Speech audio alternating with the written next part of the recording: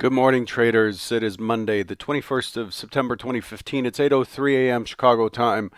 Apologize for the delay. I had some trouble with my charts here. Seems to be okay. Let's cross our fingers, see how that goes. Derivatives trading involves substantial risk of loss and is not suitable for all investors. Past performance is not indicative of future results.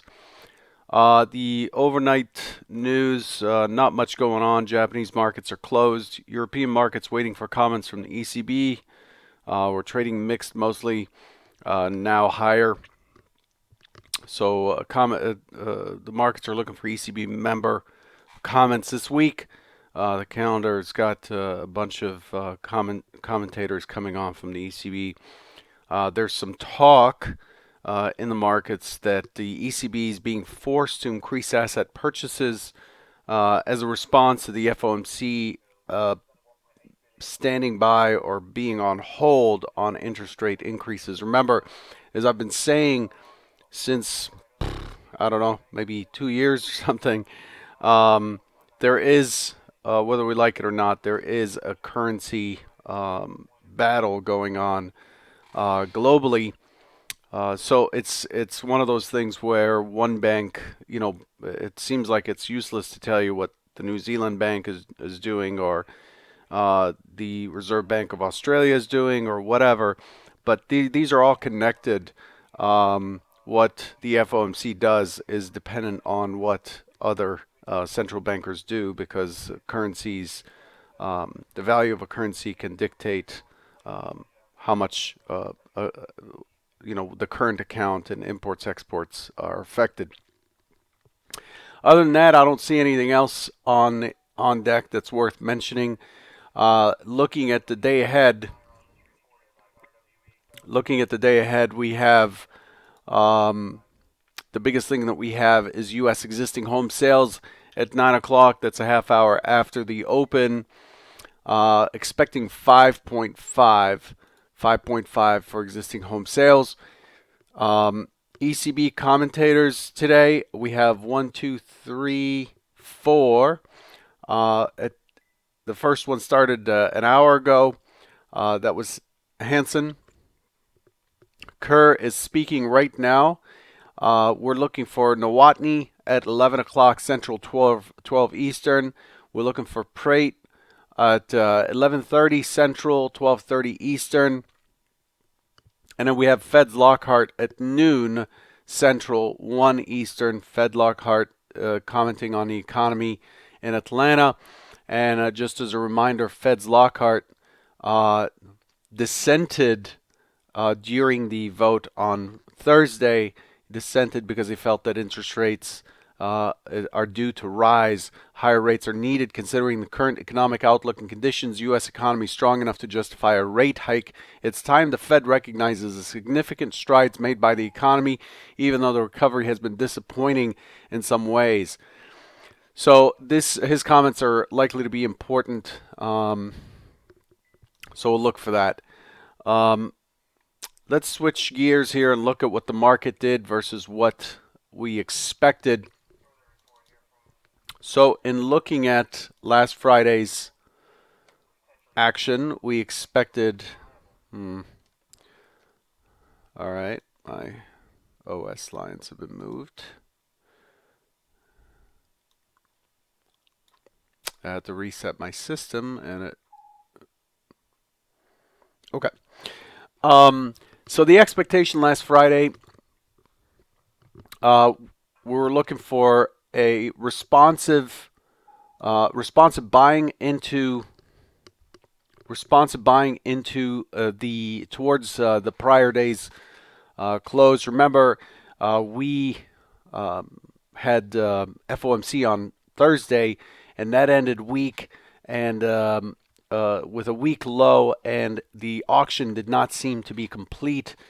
So the expectation was for it to continue lower. It did so overnight. We opened in a gap, and we expected responsive buying into the open. Weak. We expected wider swings on the open, if you recall. And then we were looking for a move down to 40.50 eventually during the day. And what it did is just that. It was more choppy than I'd like, but it did get responsive. So it took a while. And we got as high as 67.50.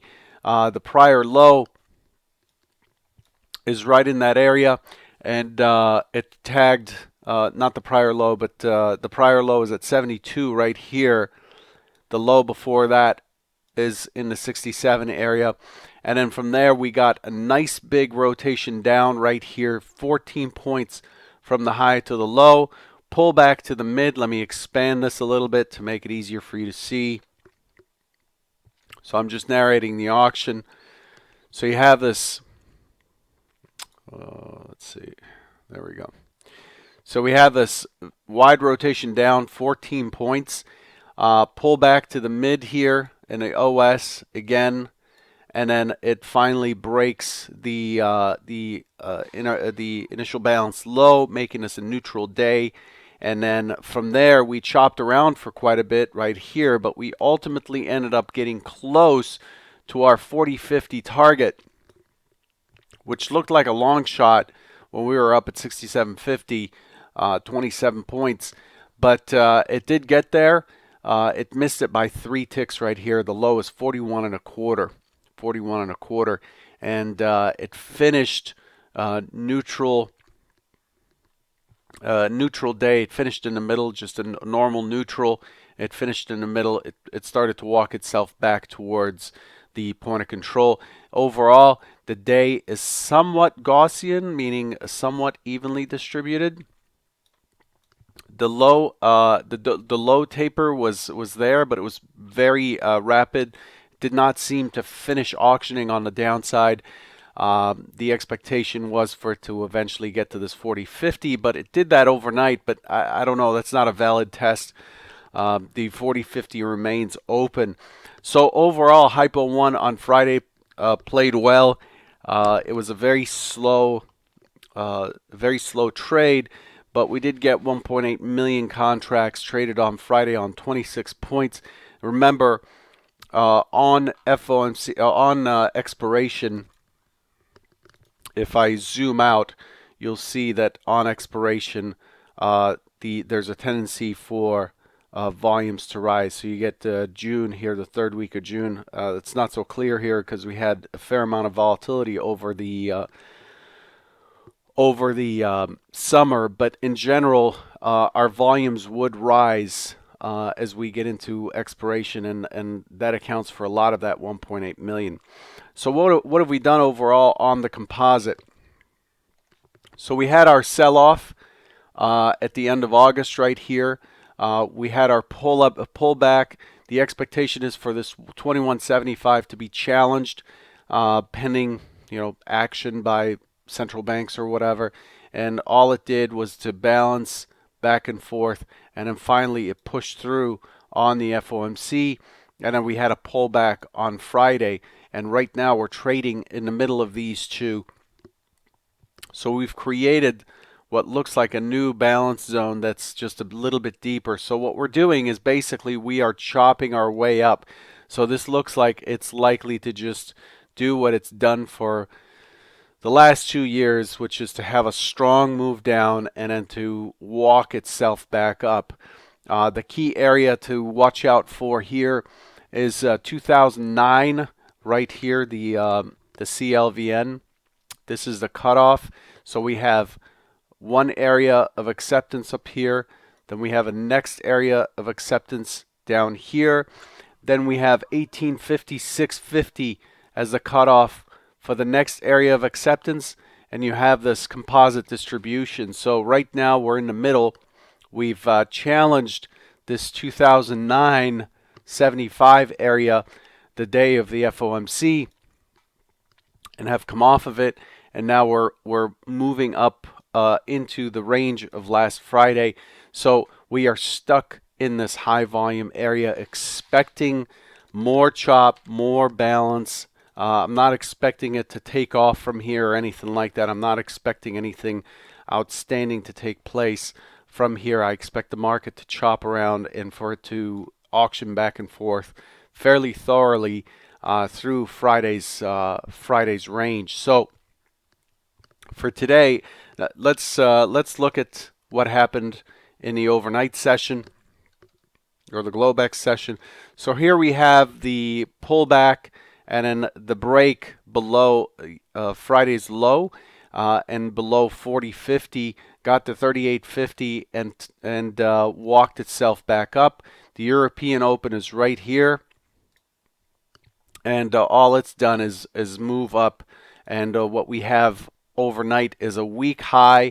Point of control is near high, so I'm expecting this to challenge this high this morning. So I expect Friday's high to be vulnerable, 67.50.